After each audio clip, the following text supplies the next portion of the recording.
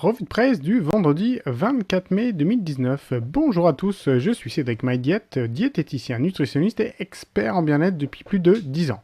Alors, aujourd'hui, dans la revue de presse, nous allons parler du dioxyde de titane, mais avant toute chose, si vous souhaitez télécharger mes deux e-books offerts, eh ben, vous avez toutes les infos juste en dessous, et c'est exactement la même chose si vous voulez prendre une e-consultation en ligne avec moi.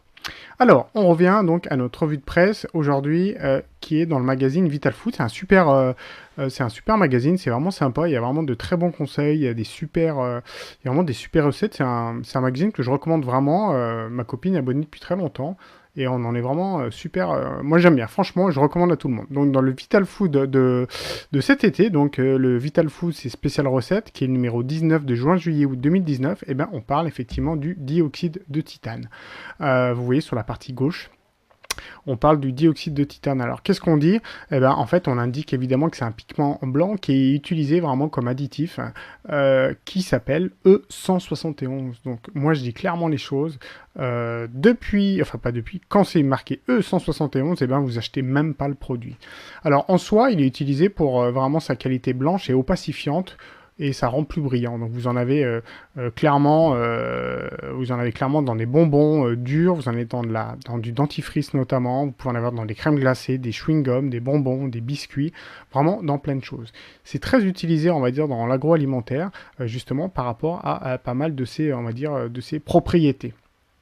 Alors moi, ce qui m'embête, c'est que c'est une nanoparticule. Le problème des nanoparticules, c'est souvent que c'est donc une très petite taille, et cette très petite taille, même si on dit, bah du coup, on n'en met pas beaucoup, le problème, c'est que c'est hyper pénétrant dans le corps. C'est-à-dire qu'il en faut juste un tout petit peu pour que ça vienne poser problème. Et comme c'est des molécules de très petite quantité, on va dire la plupart du maillage que vous avez dans votre corps, vos barrières de maillage, et ben en fait, ça passe au travers comme une passoire.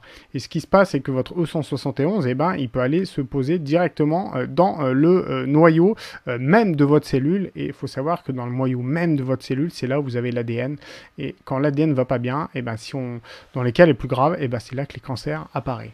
La preuve en est, c'est que toutes les études qui ont été faites, je vous mettrai le lien en dessous de l'ANSES. En fait, l'ANSES, c'est pas une association, c'est quelque chose d'étatique, c'est l'Agence nationale de sécurité sanitaire de l'alimentation, de l'environnement et du travail, et ben donc qui indique qu'effectivement, le dioxyde de titane sur les dernières études qui ont été faites notamment sur des rats, on a effectivement des apparitions cancéreuses et des tumeurs malignes qui apparaissent quand ils sont exposés notamment dans le dioxyde de titane de manière inhalée, qu'on a aspiré. D'accord. Après, on n'a pas encore de recul suffisant pour savoir ce qui se passe d'un point de vue digestif. Il semblerait qu'il n'y ait pas de souci, qu'on n'a pas assez de recul. Donc, moi, ce que je trouve vraiment très étonnant, c'est là sur le rat, en gros, il y a des maladies, mais sur nous, on n'a pas assez de recul pour le dire, donc on le laisse quand même à la consommation avec un titre de précaution. En gros, on laisse venir les maladies, et quand les maladies seront là, on pourra dire, effectivement, maintenant c'est dangereux, il ne faut plus le prendre. Donc, comme on ne sait pas les effets délétères qu'il y a sur l'homme, moi je pense que le mieux, c'est de pas du tout en prendre. Et ce que je trouve étonnant, notamment, c'est que quand, des fois, c'est dans les sens inverses, quand on fait des tests aussi bien pour n'importe quelle molécule, médicale, complément alimentaire, vitamines, minéraux, ce que vous voulez, des fois, quand c'est bénéfique pour le rat, on dit par syllogisme que c'est bénéfice pour l'homme, et là, on n'a pas de cas contraire. Donc en gros, si vous lisez la page de l'ANSES, que je vous mettrai le lien, on indique clairement que en fait il n'y a pas de loi sur le dioxyde de titane.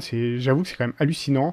On dit que en gros faut garder des quantités qui soient raisonnables au vu de ne pas rajouter si on n'a pas besoin, en fait, mettre que le strict minimum, et puis on va dire on verra un peu ce qui se passe par la suite. Donc je trouve ça quand même un peu dangereux en termes de protection de l'homme, quel qu'il soit. Donc voilà, moi, dès qu'il y a de dioxyde de titane, et puis comme par hasard, il se trouve que du dioxyde de titane, vous en avez dans des produits qui sont pas forcément de super qualité. Donc voilà, donc effectivement, ne me croyez pas comme on dit, il n'y a pas encore de vraies études qui prouvent clairement que le dioxyde de titane n'est pas bon, mais même avec des études qui montrent que certains produits ne sont absolument pas bénéfiques pour le corps, on en trouve dans des produits d'alimentation courante qu'on s'applique sur la peau, qu'on s'injecte, ou même qu'on consomme.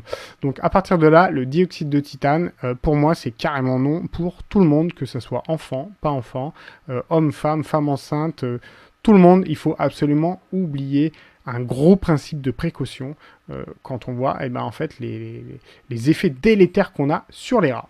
Voilà, donc merci à Vital Food d'avoir fait un petit encart là-dessus, parce que c'est vrai que c'est hyper important.